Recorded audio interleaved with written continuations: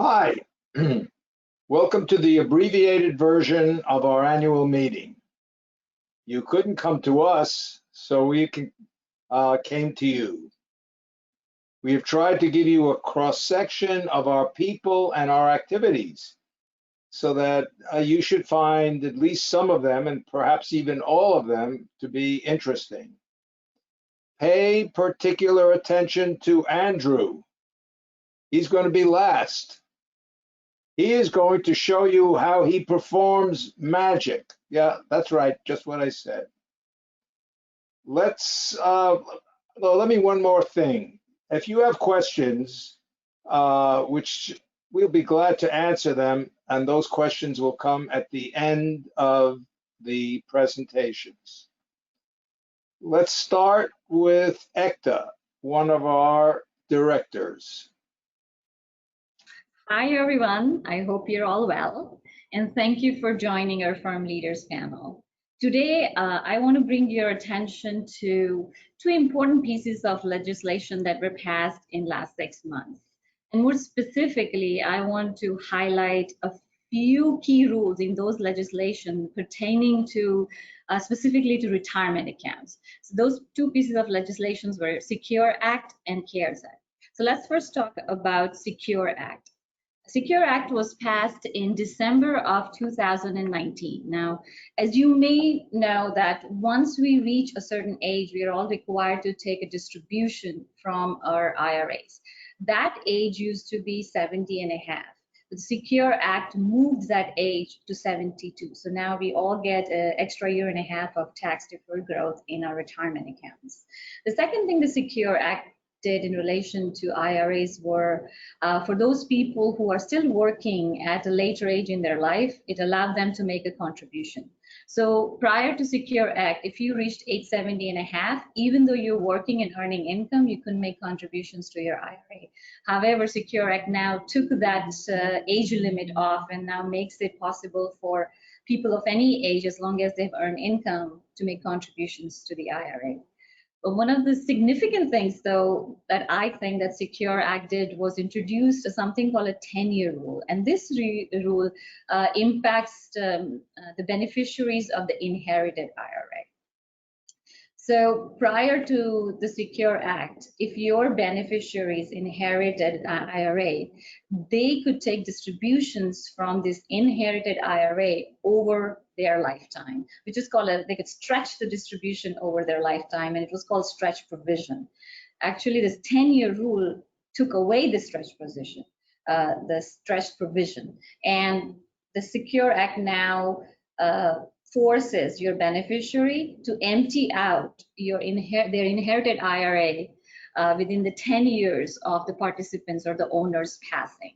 So it's a really meaningful change, and which may merit some estate planning changes.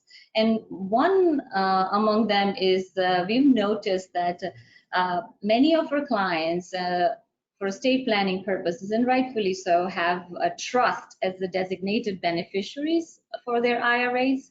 And it did make sense to have a trust for a number of reasons. But because this 10-year rule mandates complete distribution within the 10 years of owner's or participant's death, I think it's time for those who have designated trust as a beneficiary to review the trust provisions to make sure that it still makes sense to have a trust as a beneficiary.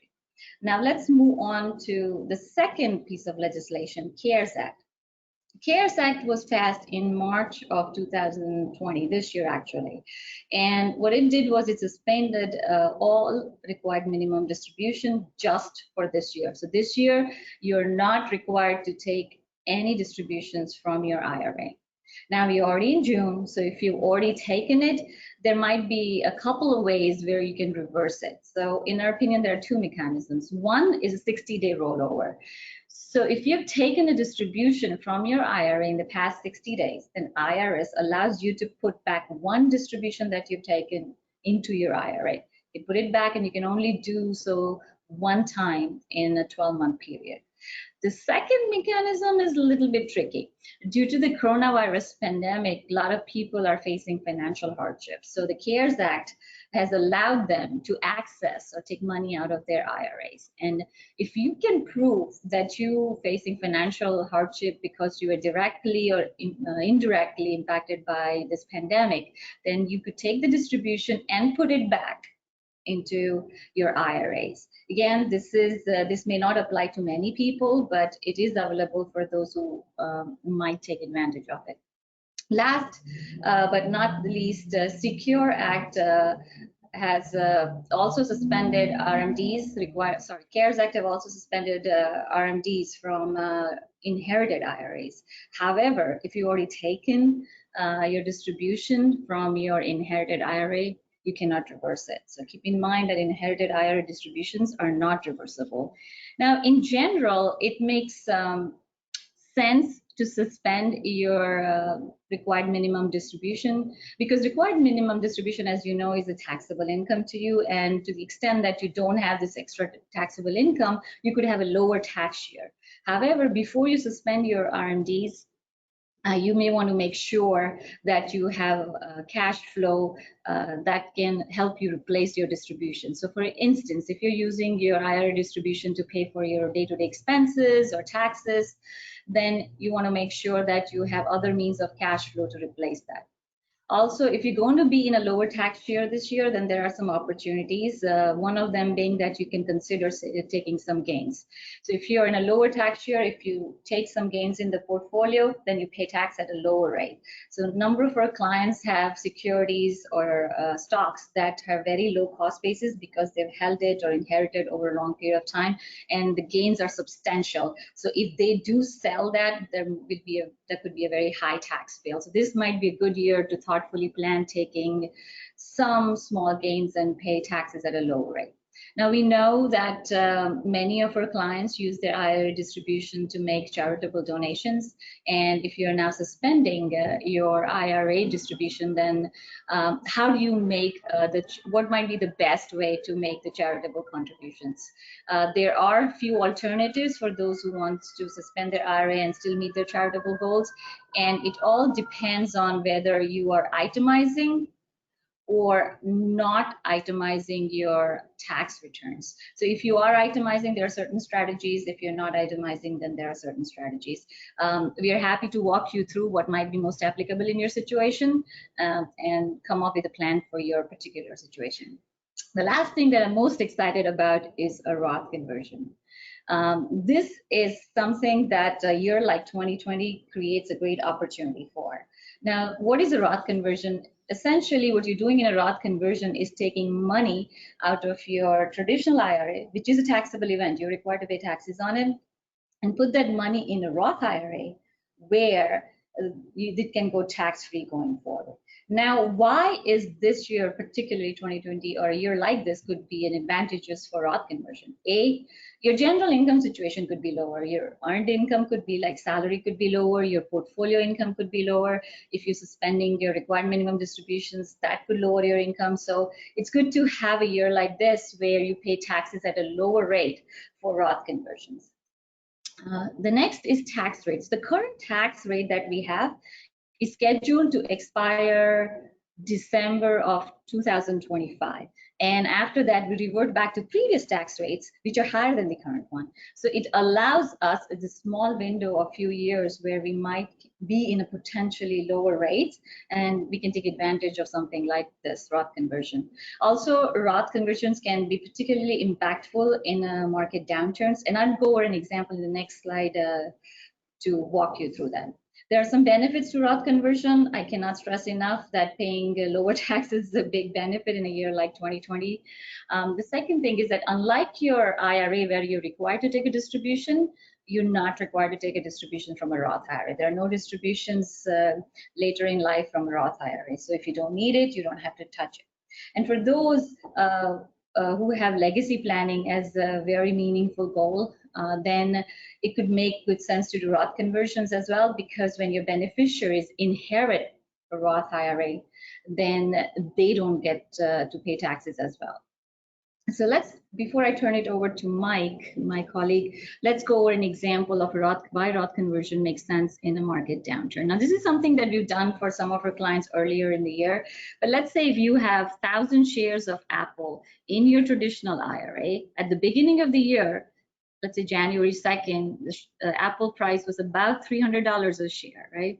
And a couple of months later, we have a market decline in a rush, and Apple followed the suit.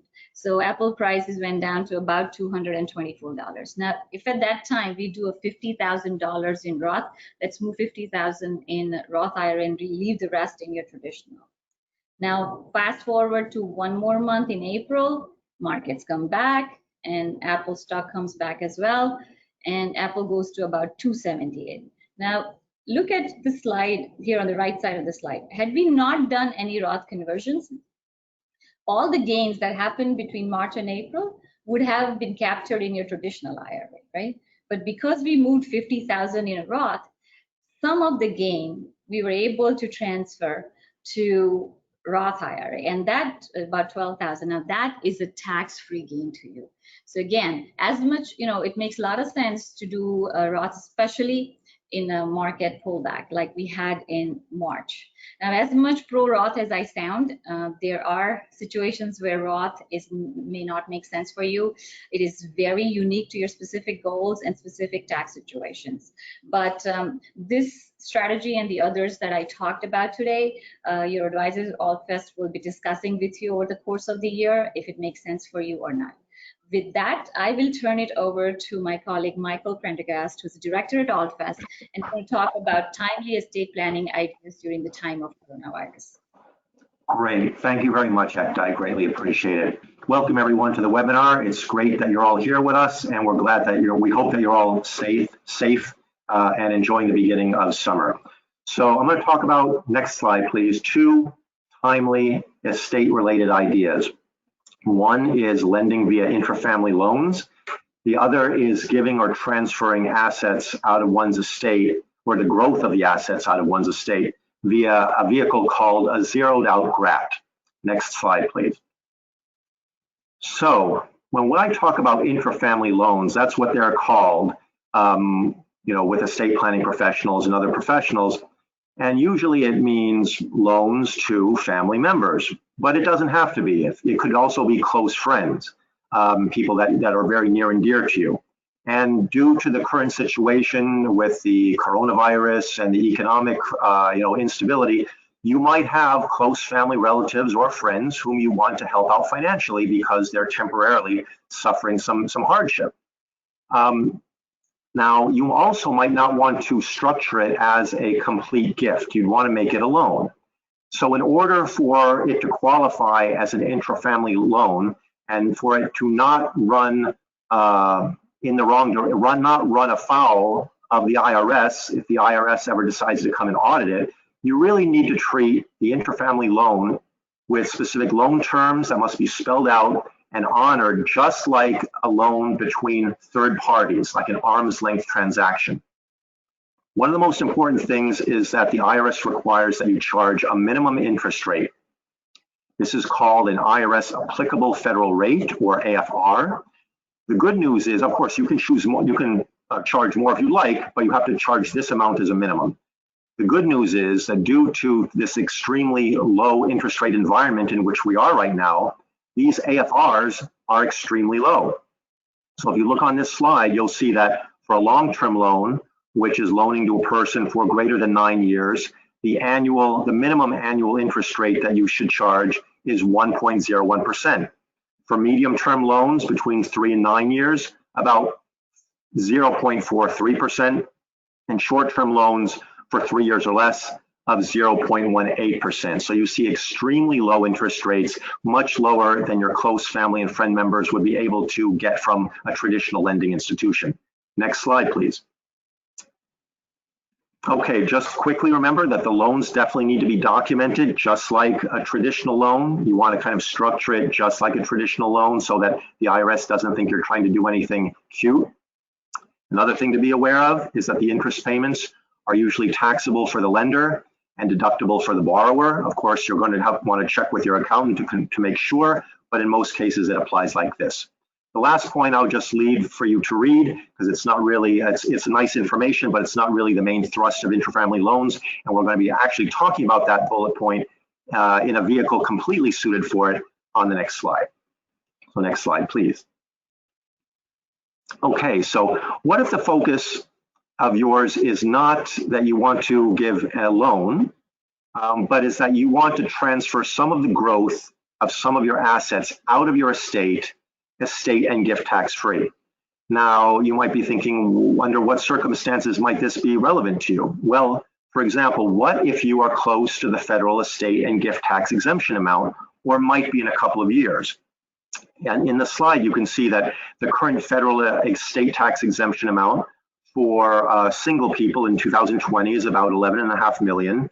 Married couple, 23 million. It's a hefty amount.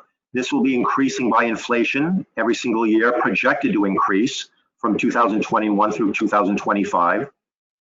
And then in 2026, just as Exta was saying that the tax rates change and they revert back, basically the estate exemption amounts are also changing and reverting back to an earlier amount, which is lower. There in 2026, it's projected to be about $5 million, the 2017 level indexed for inflation, or for a married couple, it's going to be $10 million. But something even more important is that remember that these exemption amounts could change sooner and could go down more than what's on these slides. Why?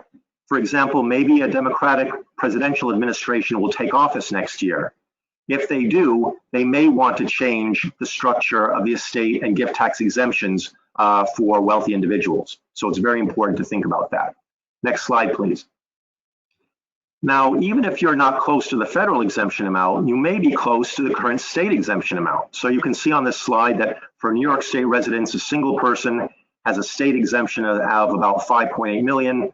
Married people have a combined exemption of 11.7. For Connecticut, it's even less, 5.1 million for a married couple, for 5.1 million for a single person, 10.2 million for a married couple. The good news is for our New Jersey clients is that New Jersey currently does not have any estate tax. So in this case, go New Jersey. Next slide, please. So, okay, so now if you want to, you've decided that it makes sense to transfer some of the growth of the assets out of your estate and gift tax free. How do you do it? One of the ways you can do it is through a specific vehicle called a GRAT, or a Grantor Retained Annuity Trust. Now, there are different flavors of GRATs, but I'm going to talk about what's called a zeroed out GRAT. And in a nutshell, it's a 5-step process, and here's how it works. 1, the grantor, the giver of the assets, transfers them into an irrevocable GRAT. That's important to remember. GRATs are irrevocable. Number 2, the grantor chooses upfront how long the GRAT will exist, the term of the GRAT, because that's also going to be the same amount of years that the grantor, the giver of the assets, is going to receive annuity payments over the term of the GRAT. Usually a term of the GRAT will roughly average between 2 to 5 years. That's when most people decide to structure the term for their GRATs. Now, the total amount of annuity payments that are going to go back to the grantor is the initial amount that the grantor put in, plus any interest that is expected to accumulate over the GRAT's term. Now, the question then is, well, what's the amount that's expected to accumulate? Well, the IRS mandates that the amount that's expected to accumulate is determined by an annual interest rate called the Section 7520 interest rate. At least that amount needs to be transferred back, or actually that amount period needs to be transferred back. Now, once the GRAT term ends and all the annuity payments have been given back to the grantor, any amount that remains in the GRAT goes to the named beneficiary of the GRAT and goes out of the grantor's estate, gift and estate tax free. So let's see how that works with an example. Next slide, please. So here we have 2 people. You might know who they are, kind of semi-famous. We have Oprah and we have Ellen DeGeneres. Now, Oprah has been told by her estate planning attorneys, professionals, maybe through her financial advisor, that she has a lot of money, which she already knew, but they recommend that she transfer some of the growth of those assets out of her estate so that later on she'll have to pay less gift taxes or less estate taxes. Oprah thinks it's a good idea, and so she decides that she's going to create a GRAT she's going to put $500,000 into the GRAT. The term of the GRAT, she decides up front, will be 5 years. And the beneficiary of the GRAT is going to be her good friend, Ellen. Next slide, please. Okay, so over the 5-year term, what's going to happen is a combined amount of $515,000 is going to go back to Oprah in five annual payments. How did we get to the 515?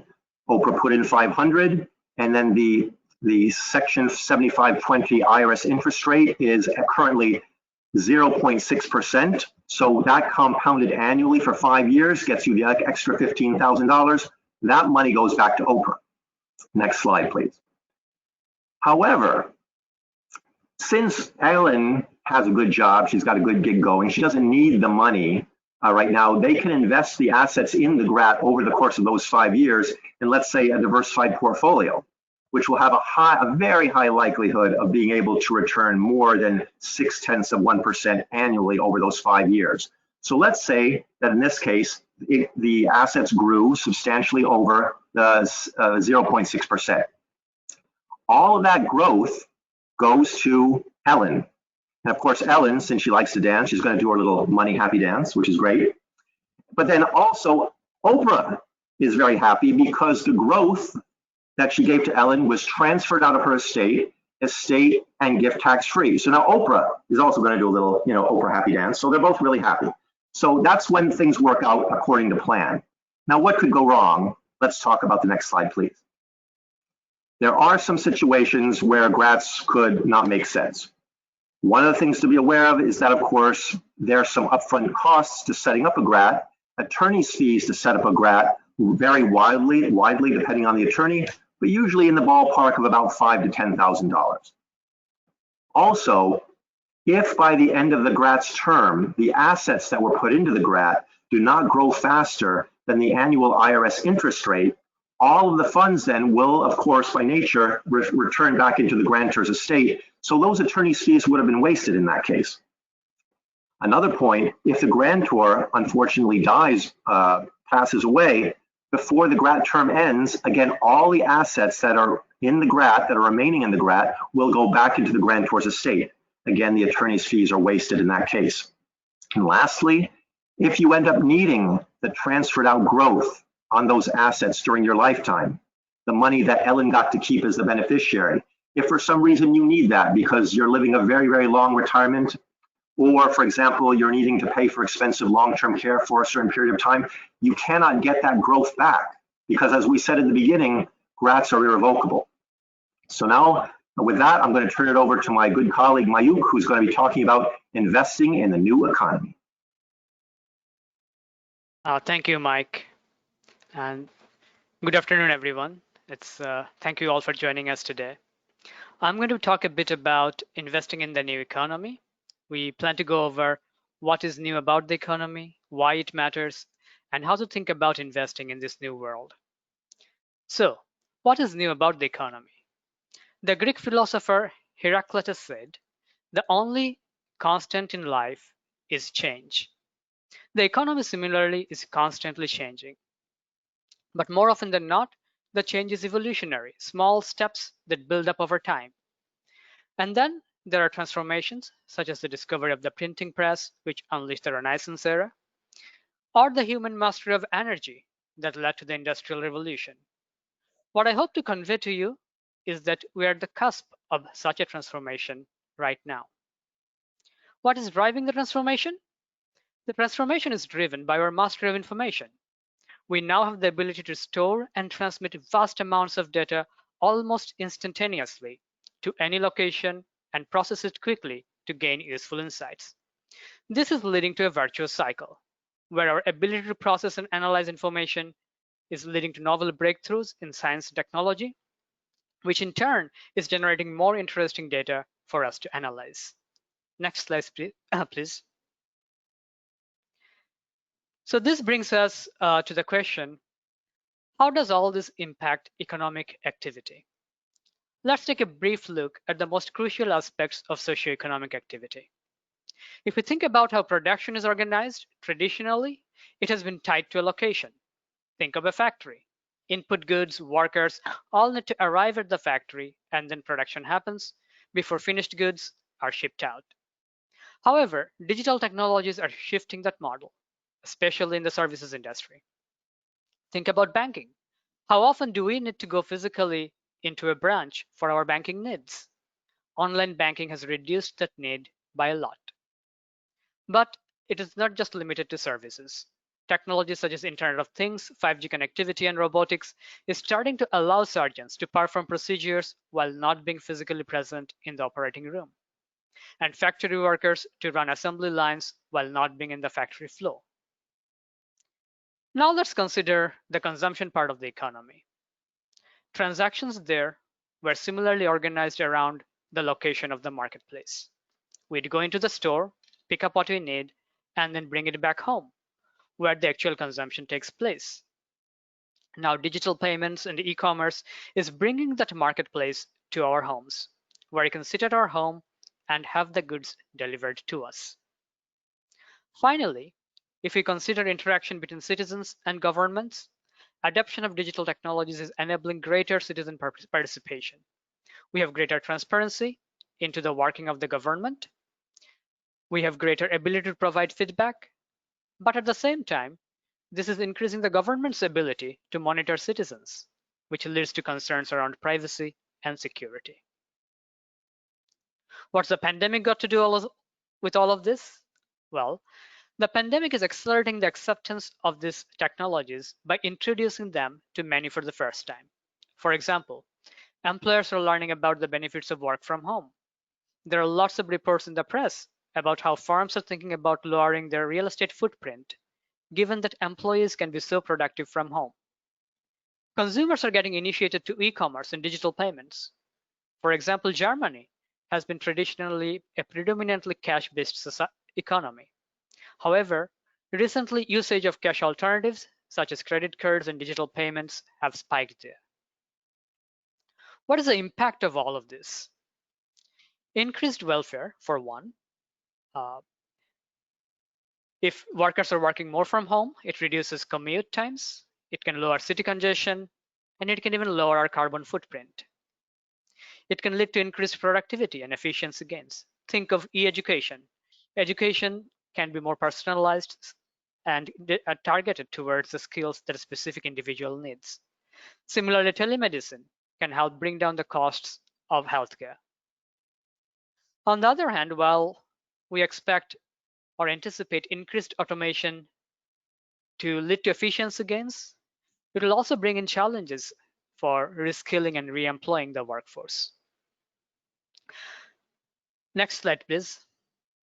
So what does this all mean from an investment point of view? Whenever we see change of such magnitude, it invariably creates winners and losers. The opportunity is in investing with firms that benefit from the growth. The challenge is in identifying business models that are not adapted to this change. When you look at the investment landscape today, we see that most managers are taking a narrowly focused thematic approach. That is, they're building products that target certain technologies that form the supplier base of the new economy, such as robotics, artificial intelligence, biotechnology, etc. You'll find a lot of investment offerings in targeting those specific areas. While this makes sense, it is quite limited in scope. The changes themselves that you're talking about are much broader and impacts all aspects of the economy. Let me give you an example. On the surface, John Deere, the agricultural machinery company, would not seem like a beneficiary of the new economy. However, it is transforming its business from selling machines to leasing them out to farmers. Using Internet of Things, they can remotely monitor the health of those machines and service them as needed. So what is it doing? It's helping farmers reduce their capital expenditure upfront, increase uptime of those machines, while also improving profit margins for John Deere.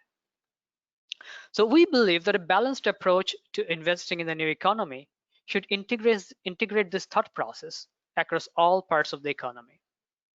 We are working on a new active strategy here at Altfest that takes a comprehensive view of investing in the new economy. We hope to reach out to you in the near future with more details about this strategy.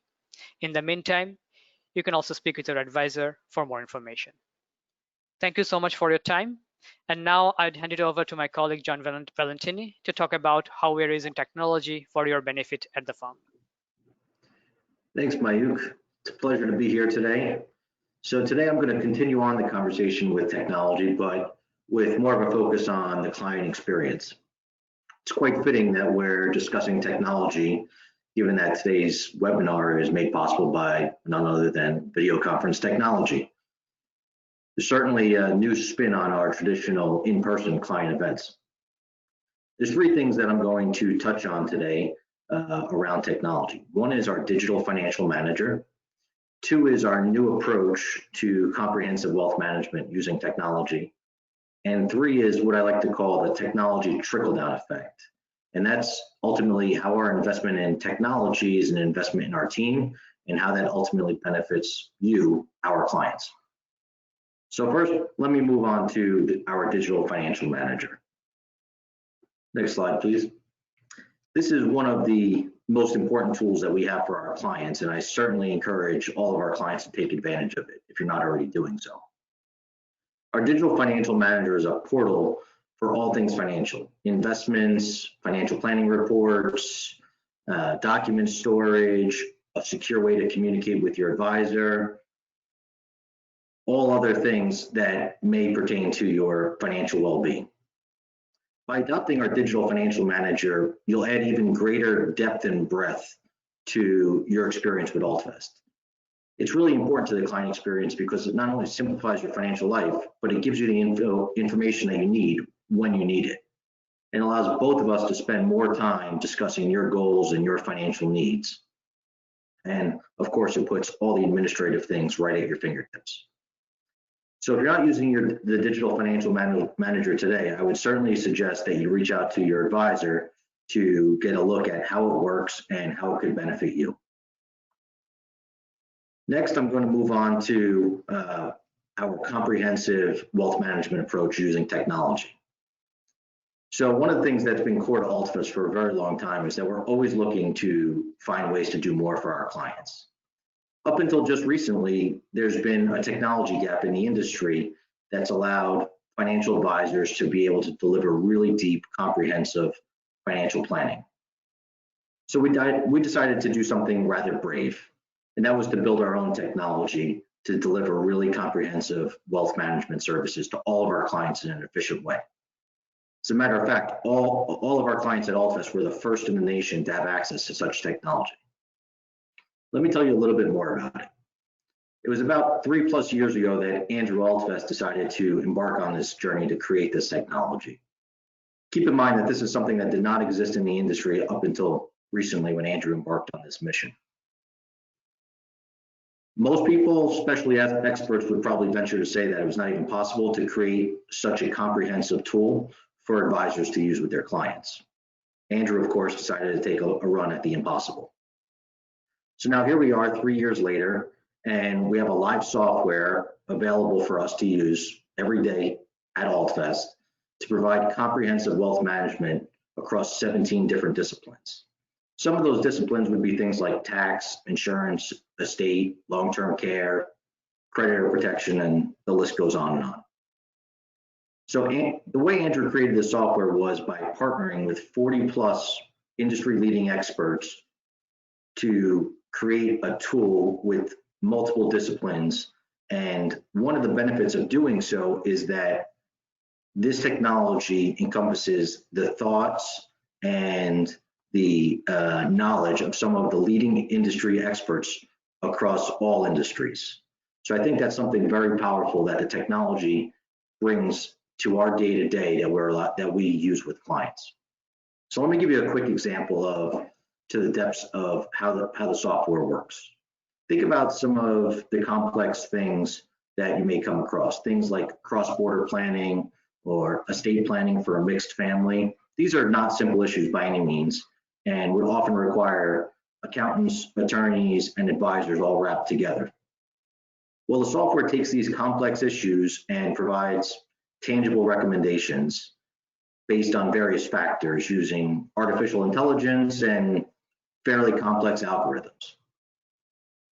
The technology is probably going to change the industry for the better. And I think just as Lou pioneered the fee-only model many years ago, Andrew is pioneering a new approach to comprehensive wealth management using technology.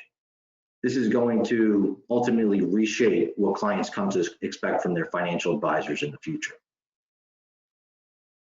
So as a quick insight, the technology has gained so much steam so far in the industry that many firms across the industry have pursued adoption of this technology. Many of these firms, both small and large. It's probably one of the most impressive things that I've seen in my time in the industry. Now, I'd love to continue on with the depths of the tool, which is called FP Alpha, by the way.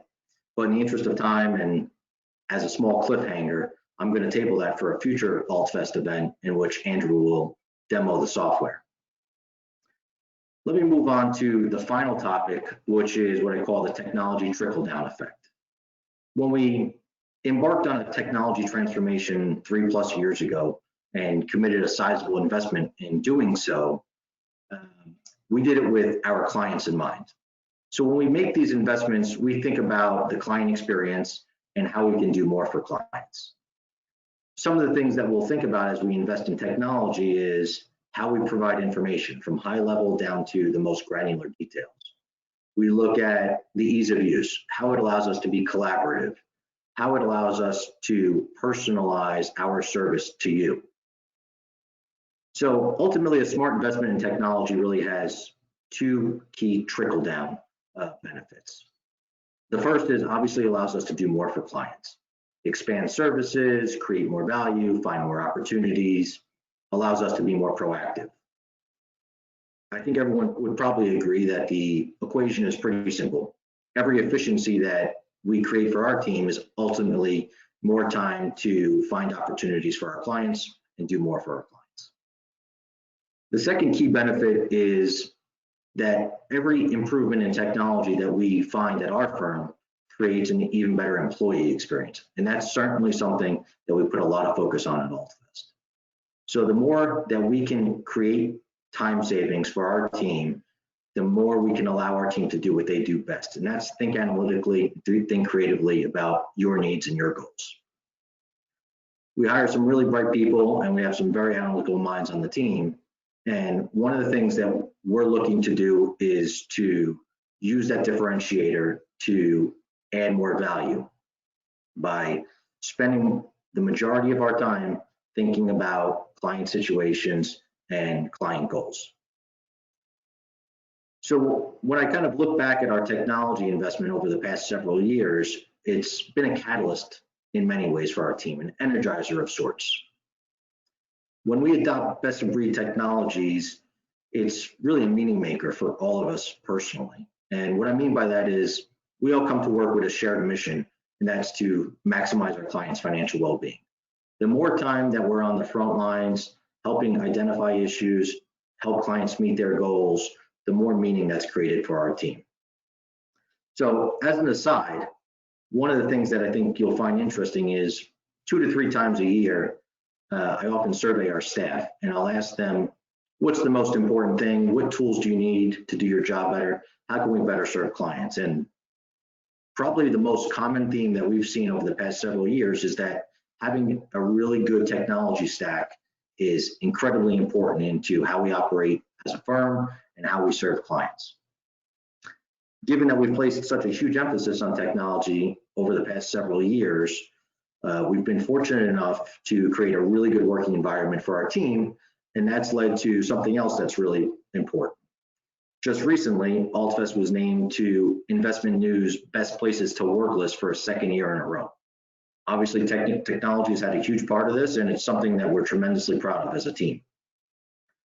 So as much as I would love to continue on with technology, let me just kind of wrap up by saying that technology is going to have an ever-increasing role in client advising, and that's a benefit for all of us, especially for our clients. So when these investments are done well, it definitely creates tangible value and it moves the industry forward in advisors being able to do more for our clients. So I'm going to wrap up there and turn it over to Andrew Altfest, our president, who's going to work his magic of sorts. Thanks, John. So it's nice to be talking to everyone today, and I'm going to talk to you about a brand new value-oriented real estate investment strategy that we are going to be offering to you early next year. And you might, if you were at our last annual event last year, you might recall Lou mentioning an investment strategy that he and Karen were putting their personal money into alongside of a small private fund that we manage for a select number of our clients. And I am going to tell you about the investments we bought that we're very happy with. And I'm going to also tell you about how this works. And I think what you want to take away from this is that the opportunity here has been created by the government. The government has set the rules for this investment strategy, and that's why it exists. So let's talk about the Altfest approach. So these are things that you've come to know about us. We're value oriented, we think for ourselves, and we're aware of risk. We take into consideration risk when we make investments. And these are the values that I also grew up with. And these are the values that we all have at our firm. And this strategy really embodies those values. And so let's talk a little bit more about why this strategy, why we like the strategy, and why it exists in the first place.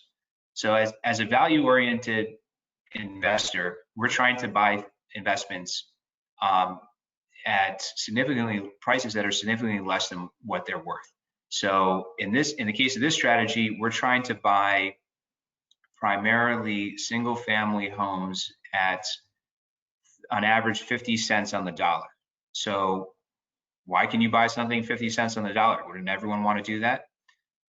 Well, the reason that you can do this is because in this part of the market, at these auctions, first, there's not financing available. So you can't borrow to buy. You have to produce cash very quickly, sometimes within an hour of the end of the sale. And second, you have a strategy that's too small for huge firms like a Blackstone to want to invest in. So you can't, Blackstone or anyone else can't put $1 billion to work in this strategy. At the same time, the people who are investing in this strategy, high net worth individuals, have a hard time coming out with writing a big check and having an endless amount of money to invest. And so you can often outbid the local people. And so we're in the sweet spot when it comes to investing in this strategy. And the second thing, or the third thing to keep in mind about this is that you have to be on the ground, and it takes a lot of work, and not everyone wants to do that. And so there's a reason why you can buy investments, real estate investments, at significantly lower prices than the value of the investment. We also like the strategy because there's a very attractive risk-reward profile. So we're targeting 20% returns, 20% annualized returns. And these returns are being achieved without using debt. And so that is, on a risk-adjusted basis, is incredibly, not only do you have high returns, but you're not using debt to get those returns. What does debt do with real estate? If you buy a home and you put 20% down and you borrow 80% and the market goes down 20%, you've lost your entire investment. So on the other hand, what we're doing is we're not using debt, and these investments are backed by real estate. So these are asset-backed investments. So let me give you a hypothetical example of how this works, and I think you'll understand it better. So let's say there's a home and the home is worth $100,000, and then the owner defaults on $1,000 of property tax. In Georgia, let's take a look at how that will work through the auction. In Georgia, we'll see that the owner has defaulted on $1,000 of tax. The county will place what is called a super lien on for that property against the owner, and I'll talk about the significance of that super lien in a minute in the next slide. Then what happens is that the county will sell the deed for that property at an auction, and one of two things will happen. Either the former owner will redeem the property. Let's say the property sells for $50,000. The owner has 1 year in Georgia to redeem the property, and you will get a 20% return. They'll have to pay you back $60,000 for you put down 50, and they'll have to redeem it for 60, giving you a 20% return. Whether they do that in 1 day, it's 20%. You get 20% return in 1 day, or 365 days is 20%. Alternatively, the owner will not redeem the property, and you'll end up with a property worth $100,000 for $50,000, giving you 100% return. So no one's going to sneeze at a 20% return, but of course, if you end up owning the property, you'll do even better in that case. So let's talk about the priority of the lien, because that's important. So the super lien that you have, you are getting property does not have clear title, and so you're in a superior position. You bought the county's lien. You're in a superior position to mortgages and other liens like homeowner association liens. You still have to pay attention to IRS and state liens if they exist. Often you can work out IRS and state liens, and I won't get into the detail there just in the interest of time, but you are in a superior position to most liens by buying the county, by buying the property at a county sale. So let's talk about the social responsibility of the strategy, because that's very important. This strategy is very important to us, that this strategy is aligned with our values. And so we feel very good about this strategy because we are improving communities with this strategy. Often these are homes that could be in disrepair. They're depressing property values. They could be sources of crime if they're abandoned homes. And they're homes that in general are not on the tax roll. And so the county is not collecting the tax needed to pay for their schools and other expenses. If we go to the next slide, we'll take a look at the fund structure. So the structure of the fund, this is an optional investment. I just want to make that clear. But we can see this investment being as much as 10% of your portfolio. And we'll call the money as we invest and find investment opportunities. And we're not envisioning a very large minimum investment, because real estate funds, there are a lot of people, there's more flexibility when it comes to real estate funds in terms of how many people can invest at once. And we also don't envision a very long hold period, because we're going to be buying these properties, making any needed improvements, and then selling the property. So we anticipate a 3-year hold period right now. So let's talk about, let's go over some specific examples of investments that we've purchased. Okay, so this is a house that I purchased. You can see it was in very bad shape. This is a fire damaged house that I bought a few years ago. And let's go to the next slide, and I'll show you what something else about the property. The property was actually scheduled for demolition, and we saved the property from being demolished by the city. This is a real shot of the city having sent an excavator to demolish the property. And this is a property in the historic district, and we saved the property from being demolished. So on the next slide, you'll see a picture of me and my wife outside of the property after we purchased it. And what do you think that this property cost? This property cost $4,000 to purchase, $4,000. So we put $55,000 into the property. And what does it look like today? Let's take a look on the next slide. So this is the property from the exterior after the renovation. And if we want to take a look at the inside of the property, we can see that it looks just a little different than it did when we bought it. We were there last Friday at the property, and I have actually recruited a new member of our real estate team. His name is Arden. He's my son. He's very inquisitive, and he was inspecting the property and making sure that the renovation met his standards. And that's my wife, Afi.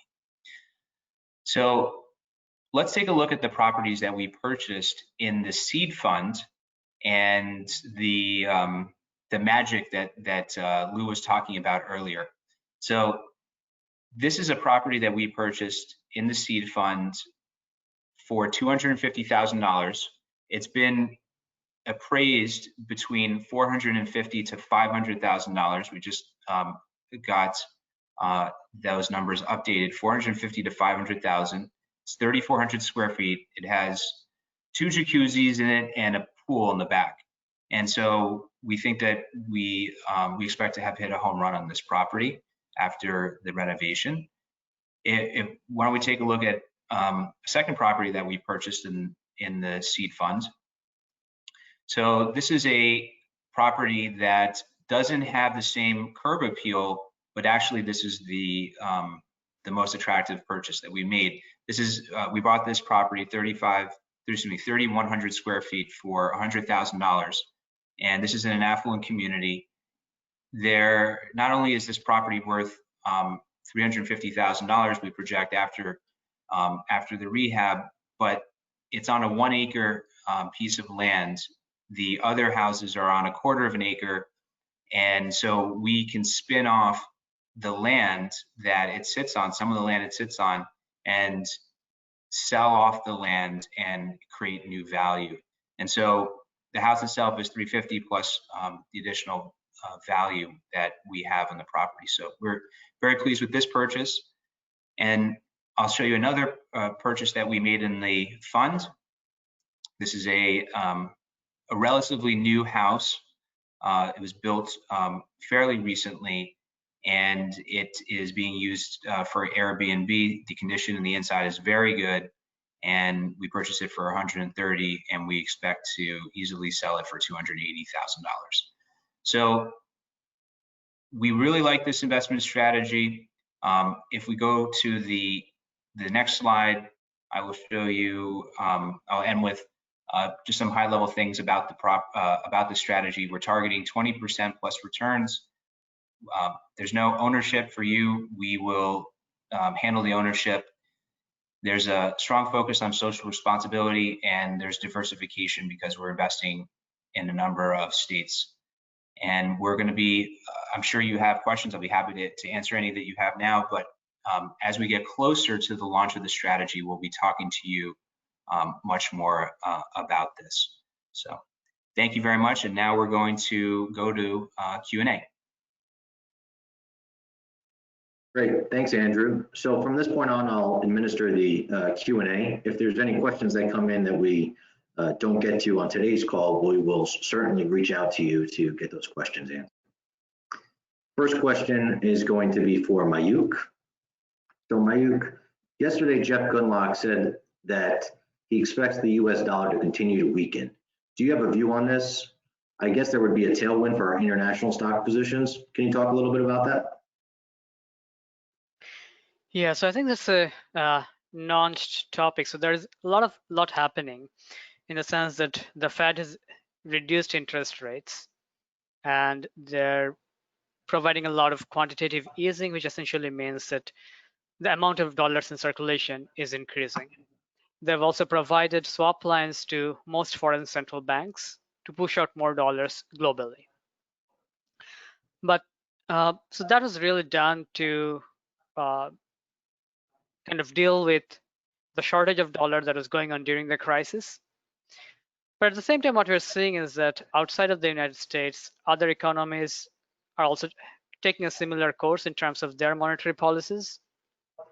So the case for dollar to weaken has been that it's not just the current happenings. The dollar has been getting stronger for quite a while, for the last few years actually, and that has hurt international investments. And part of the reason has been that economic growth within the US has been stronger than internationally.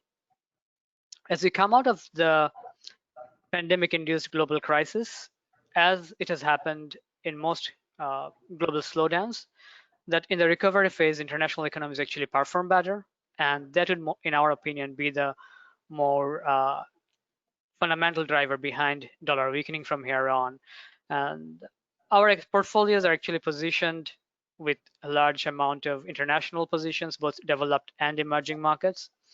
And one of the big factors or reasons driving that is that you can buy similar quality companies internationally at a cheaper price. So the valuation is more attractive compared to the US companies. And then if the dollar weakens, it will also act as a tailwind for our positioning.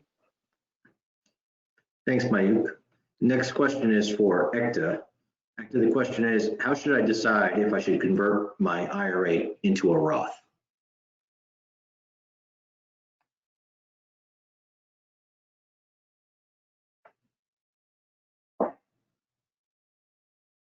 Just 1 second, Ekta, we're waiting to get you unmuted. Thank you. As I mentioned earlier in my presentation, Roth conversion is a really good idea in a year like this. However, there are a number of things you need to consider before you go ahead and make a Roth conversion. First of all is your tax situation. You need to think about what tax rates you are today, and perhaps even have an estimate of if they are going to change in a significant way in future years. So if you are in a lower tax bracket today than you will be in the future, then this could be a good year for you to do a Roth conversion. How to go about doing that? I think there are a number of ways to do it depending on your goals in terms of the amounts. One way to think about it is that if you are taking your required minimum distribution, and this year is a good year because you can suspend it, but you can still take that distribution, and instead of putting in your bank account, put it in a Roth account, right? Your tax liability is probably going to be same as if you were going to take a distribution. So that's one way to do it. But if in cases where you also have this additional goal of legacy planning, where you want to pass on more tax-free assets to your beneficiaries, then you can stagger Roth conversions, meaning you can do small Roth conversion over a period of time, and that way you can smooth out your tax rate over a period of time. So there are a number of ways to do Roth. We can certainly help walk through your specific situation and your goals, and look into your cash flow planning as to what your tax liabilities may look like, and also coordinate with your accountants to help you make the right decision. Thanks, Ekta. Next, I'm going to go back to Mayuk for a question around the active portfolio large cap. Would you be able to talk a little bit about the process of micro changes on a daily basis, and what the thought process is behind that? Sure. So our actively managed large cap portfolio, those of you who have it, you'd notice that we make small incremental changes at a very high frequency. And I wish I had some great stories like what more purely fundamentally based managers and investors can tell. So our process is a bit more quantamental, which essentially means that we use quantitative processes along with our fundamental analysis and macro views to run the portfolio. So one of the big drivers behind those small changes that you observe is really adjusting for the overall risk allocation, how much total risk we want to have in the portfolio, where do you want the risk to be, in which sectors, in which factors, factors meaning like, do you want to have more value or not? What's our view on interest rates? What's our view on growth? So while we have longer horizon micro and macro views, those actually tend to change more slowly. What changes more frequently are market prices, valuations, and based on those, we want to make changes, adjust the portfolio weightings in a way that we have the appropriate mix of exposures in the portfolio, and that's predominantly what drives the changes. Good. Thanks, Mayuk. We have one more for you before we wrap it up for the webinar. And the question is, I read in the paper that even when the market is up, the economy isn't necessarily doing well. Could you explain that? Sure. So that is probably the hottest topic right now. Yes, we are seeing a record amount of joblessness, something comparable to what you have seen during the Great Depression, really. And despite that, S&P has rallied quite strongly, and it is almost about to erase all of its losses. So what's driving that? The first big factor is policy support, both from the Federal Reserve and the government. So we've seen a lot of, so the Fed has acted really quickly and very decisively with large amounts of money being pushed into different parts of the economy. There has been a lot of credit support. There has been a lot of support provided both from the Fed and the government to small businesses.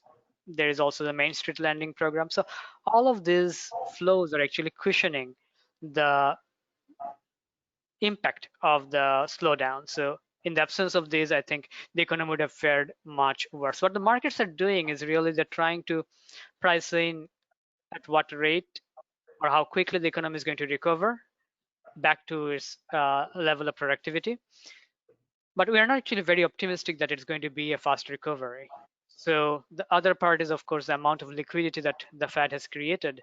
And then all of that money is seeking returns, and they're being pushed out because the Fed is continuously buying the more safer haven assets.